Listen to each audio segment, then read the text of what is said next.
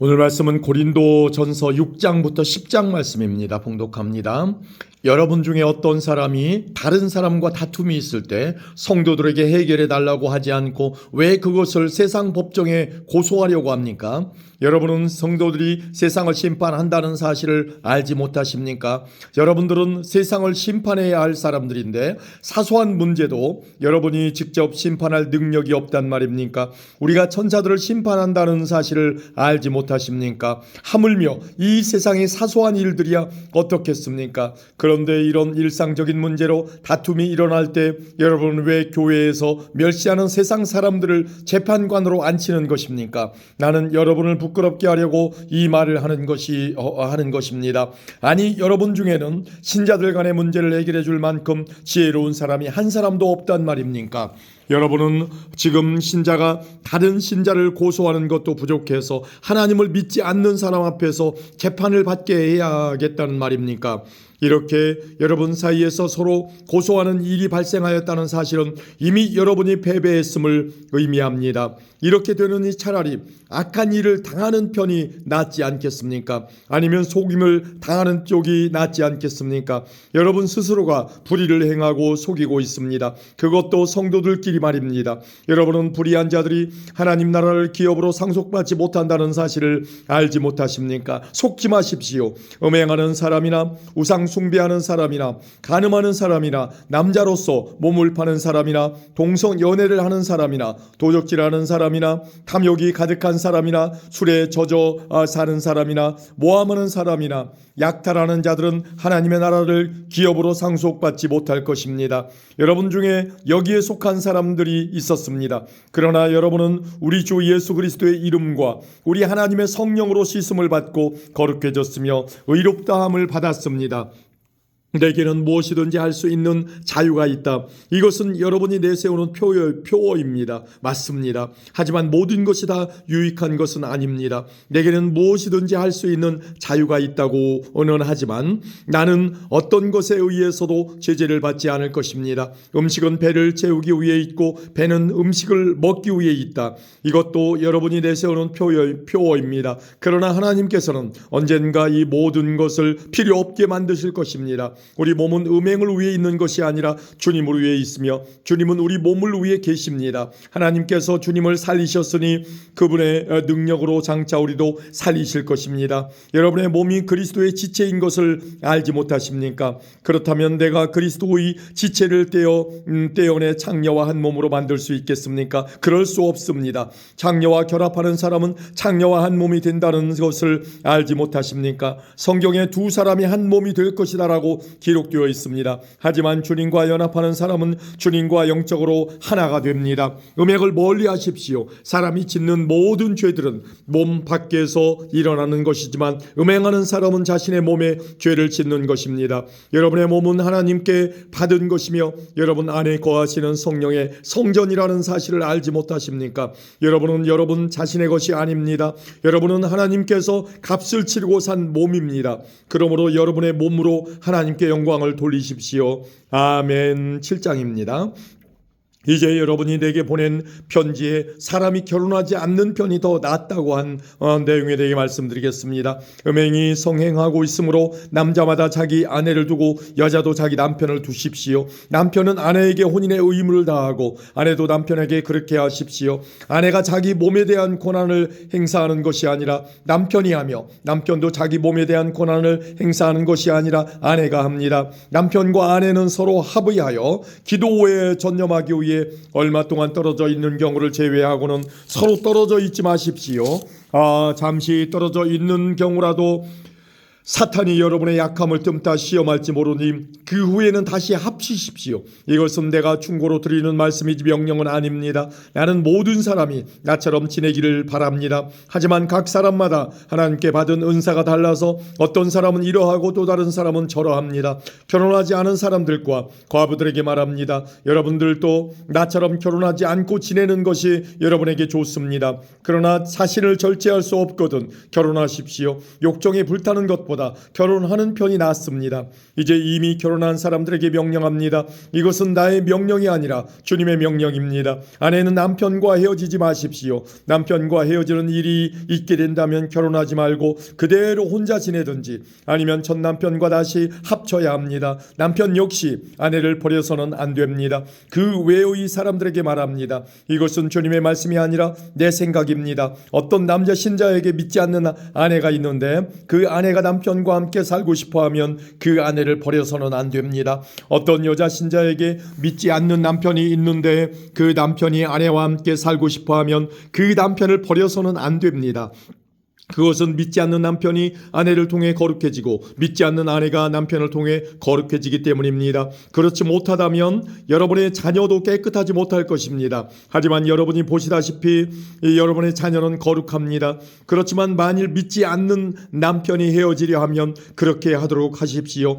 믿는 남자나 여자나 그런 상황에서는 상대방에게 얽매일 필요가 없습니다. 하나님께서는 우리를 평화롭게 살게 하려고 부르셨습니다. 아내 된 사람이여 그대가 남편을 구원할지 어떻게 알겠습니까? 남편 된 사람이여 그대가 아내를 구원할지 어떻게 알겠습니까? 각 사람은 주님께서 각 사람에게 나눠주신 대로 그리고 하나님께서 부르신 위치를 그대로 유지하며 살아가십시오. 이것은 내가 모든 교회에 세워준 원칙입니다. 부르심을 받았을 때 이미 할례를 받은 사람이 있다면 할례 받은 표시를 없애려 하지 마십시오.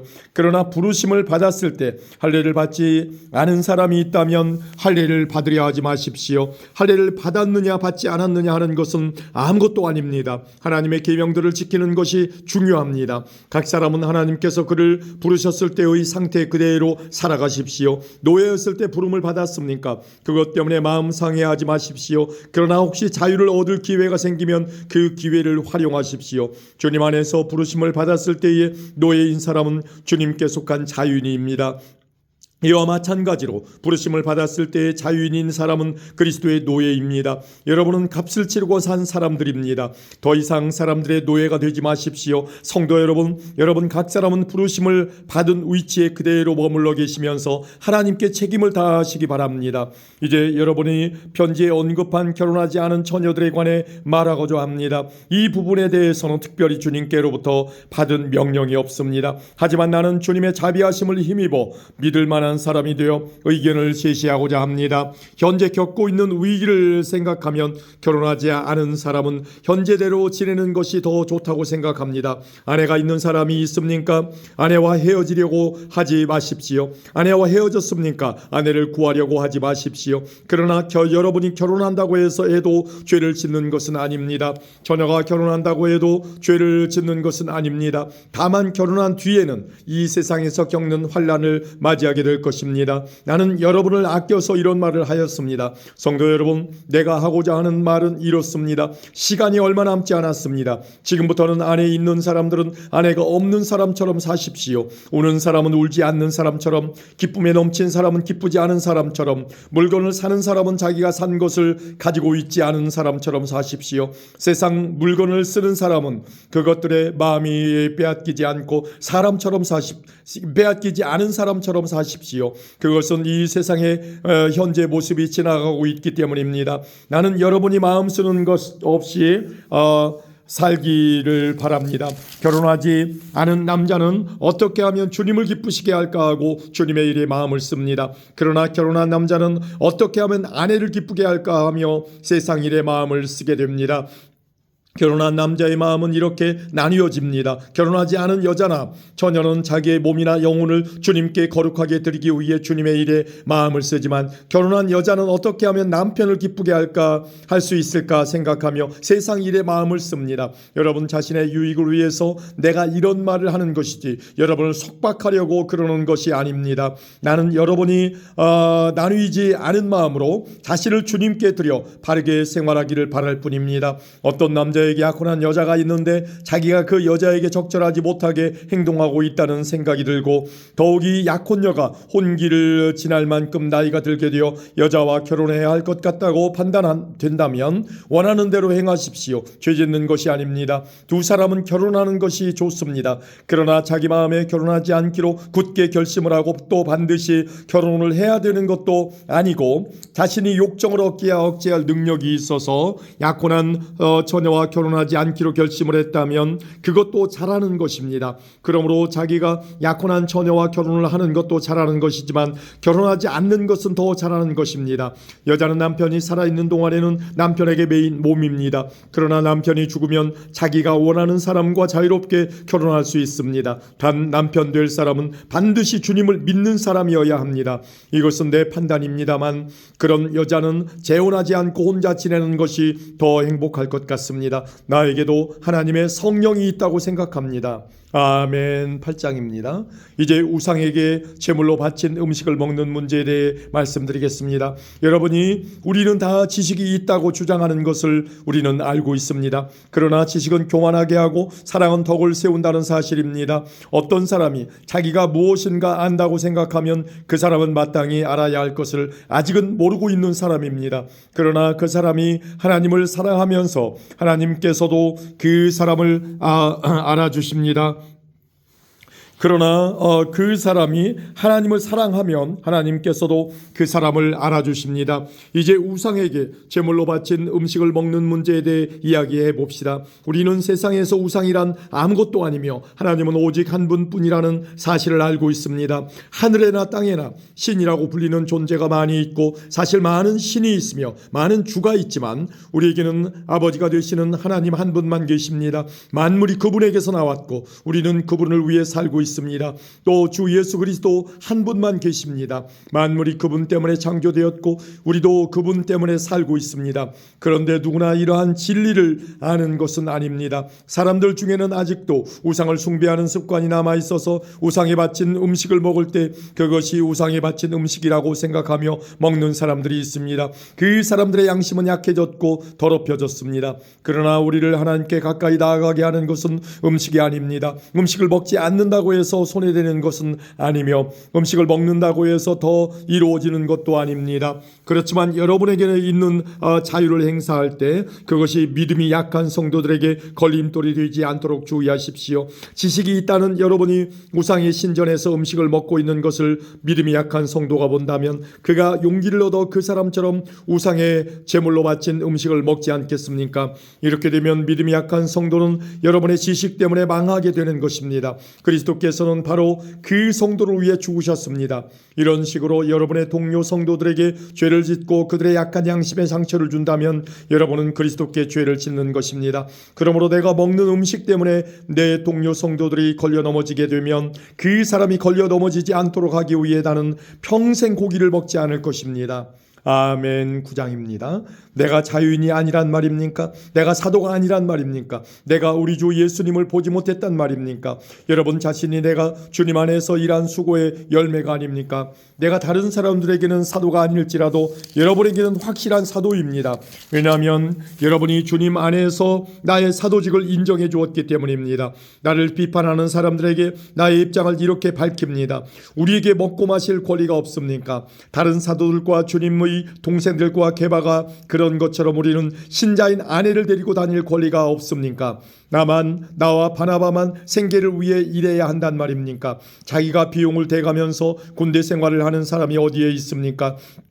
포도 농사를 지으면서 그 포도원에서 나는 포도를 따먹지 않는 농부가 어디 있으며 양을 기르면서 거기서 나는 젖을 마시지 않는 사람이 또 어디에 있겠습니까? 내가 사회에서 일어나는 일만 가지고 이렇게 말하는 것은 아닙니다. 율법에도 이런 말이 있지 않습니까? 모세 율법에 이같이 기록되어 있습니다. 곡식을 타작하는 소의 입에 망을 씌우지 마라. 하나님께서 소를 생각해서 이 말씀을 하신 줄 아십니까? 아니면 우리 모두를 위한 말씀이겠습니까? 이 말씀은 우리를 위해 기록된 말씀이 분명합니다. 밭을 가는 사람은 당연히 어떤 소망을 가지고 밭을 갈며 곡식을 타작하는 사람이 대가를 기대하며 일하는 것은 당연합니다. 우리가 여러분에게 영적인 것을 뿌렸다면 우리가 여러분이 갖고 있는 물질을 거두어드린다고 해서 지나치다고 할 수 있겠습니까? 다른 사람들이 여러분에게 이런 것을 요구하는 권리를 가졌다면 우리는 그럴 권리가 더 있지 않겠습니까? 그러나 우리는 이 권리를 행사하지 않았습니다. 오히려 우리는 그리스도의 복음에 방해가 되지 않기 위해 모든 것을 참았습니다. 여러분은 성전에서 일하는 사람들이 성전에서 나오는 음식을 먹으며 제단에서 봉사하는 사람들이 제단에 바친 것 중에 일부분을 나누어 가진다는 사실을 알지 못합니까?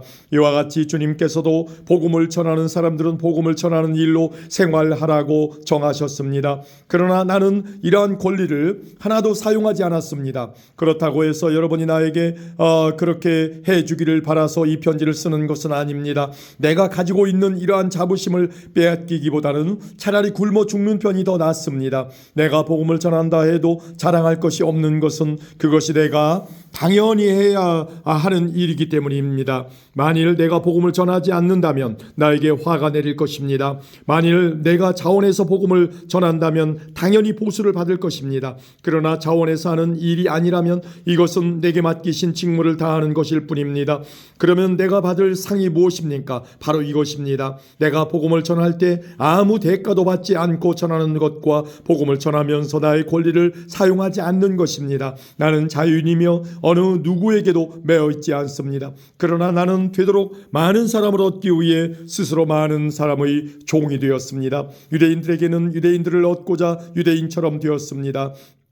율법 아래에 있는 사람들을 대할 때에는 비록 나 자신은 율법 아래에 있지 않지만 그들을 얻기 위해 율법 아래에 있는 사람처럼 되었습니다. 율법 없는 사람들에게는 비록 나 자신은 하나님의 율법을 떠난 사람이 아니라 그리스도의 율법 아래에 있는 사람이지만 율법 없는 사람들을 얻기 위해 율법 없는 사람처럼 되었습니다. 믿음이 약한 사람들에게는 약한 사람들을 얻기 위해서 약한 사람이 되었습니다. 내가 모든 사람들에게 그들과 같이 된 것은 아무쪼록 모든 방법을 다하여 그들 중에 몇 사람이라도 구원하기 위해서였습니다. 나는 복음이 주는 복에 참여하기 위해 복음을 전하는 일이라면 무슨 일이든 하고 있습니다. 경기장에서 경주자들이 다 달려가지만 상을 받는 사람은 한 명뿐인 것을 알지 못하십니까? 이와 같이 여러분도 상을 받을 수 있도록 달리십시오. 경기를 하려는 사람은 모든 면에서 자기 절제를 하는 법입니다. 그들은 썩어 없어질 면류관을 얻으려고 절제를 하지만 우리는 썩지 않을 면류관을 얻으려고 그렇게 합니다. 이처럼 나는 목표가 없는 사람처럼 달리지 않습니다. 나는 허공에다 주먹을 휘둘러대는 사람처럼 싸우지 않습니다. 나는 내 몸을 쳐서 굴복시킵니다. 내가 다른 사람들에게는 복음을 전했으나 정작 나 자신은 자격 미달이 될까 두렵습니다. 아멘. 10장입니다. 성도 여러분, 여러분이 알았으면 하는 것이 있습니다. 그것은 우리 조상들이 다 구름 아래에 있었으며 바다를 무사히 건넜던 일입니다. 조상들은 모두 구름과 바다 가운데서 세례를 받아 모세에게 속하게 되었습니다. 조상들은 모두 같은 영적인 음식을 먹었으며 다 같은 영적인 물을 마셨습니다. 조상들은 그들의 동반자인 영적인 반석에서 나오는 물을 마신 것입니다.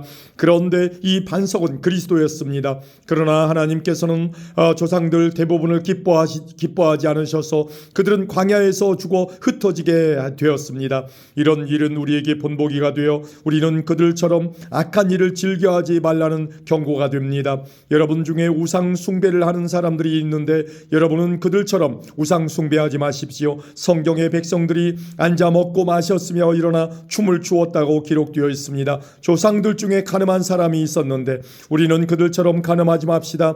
그들이 가늠하다가 하루에 23,000명이 죽임을 당했습니다.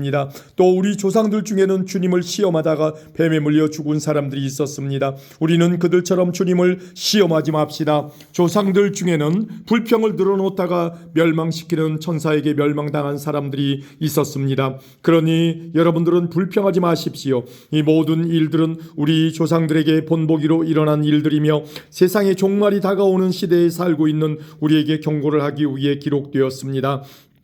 그러므로 자기가 굳게 서 있다고 생각하는 사람은 넘어지지 않도록 주의하십시오. 누구나 겪는 시험 이외에 여러분에게 닥칠 시험은 없습니다. 하나님은 신실한 분이셔서 여러분이 감당할 수 있는 능력 이상의 시험을 당하도록 내버려 두지 않으십니다. 그리고 여러분이 시험을 당할 때의 시험을 견디고 거기서 빠져나올 수 있는 길을 주십니다. 그러므로 나의 사랑하는 여러분, 우상 숭배를 멀리하십시오. 나는 여러분에게 판단력이 있다고 생각하여 이 말씀을 드립니다. 내가 하는 말을 판단해 보십시오. 우리가 축복하는 축복의 잔이 그리스도의 피에 참여하는 것이 아니란 말입니까? 또 우리가 나누어 먹는 빵이 그리스도의 몸에 참여하는 것이 아니란 말입니까? 빵이 하나이기에 우리 모두가 하나의 빵을 먹는 것은 우리가 여럿이라도 모두 하나의 몸인 것입니다. 이스라엘 사람들을 생각해 보십시오. 희생 제물을 먹는 사람들은 제단에 참여하는 사람들이 아닙니까? 내가 말하려는 것이 우상에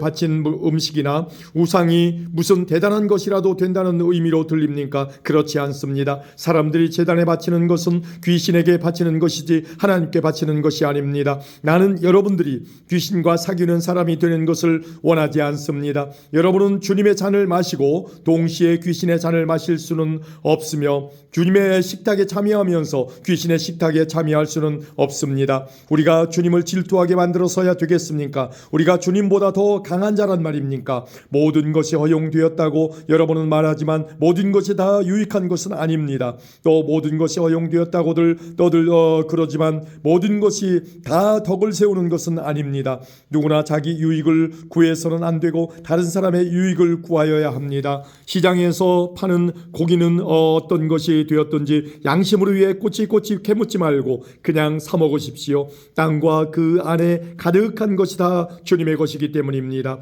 주님을 믿지 않는 사람이 여러분을 식사에 초대하여 여러분이 그 집에 가거든 차려놓은 음식은 양심으로 위해 꼬치꼬치 깨묻지 말고 무엇이나 드십시오. 그러나 누가 이 음식은 제물로 바쳤던 것이요 라고 말하면 말해준 그 사람과 그의 양심으로 위해 그 음식을 먹지 마십시오. 내가 여기서 말하는 양심은 여러분 자신의 양심이 아니라 다른 사람의 양심을 의미하는 것입니다. 왜 나의 자유가 다른 사람의 양심에 의해 판단을 받아야 합니까? 내가 감사하고 음식을 먹는데 내가 음식을 먹은 것 때문에 비난받아야 할 이유가 어디에 있습니까? 그러므로 여러분은 먹든지 마시든지 무엇을 하든지 모든 것을 하나님의 영광을 위해 하십시오. 유대인에게나 이방인에게나 하나님의 교회의 걸림돌 같은 존재가 되지 마십시오. 나처럼 하십시오. 나는 나의 유익을 구하지 아니하고 많은 사람의 유익을 구하였습니다. 많은 사람들이 구원받도록 모든 면에서 모든 사람들을 기쁘게 하려고 하였습니다. 아멘.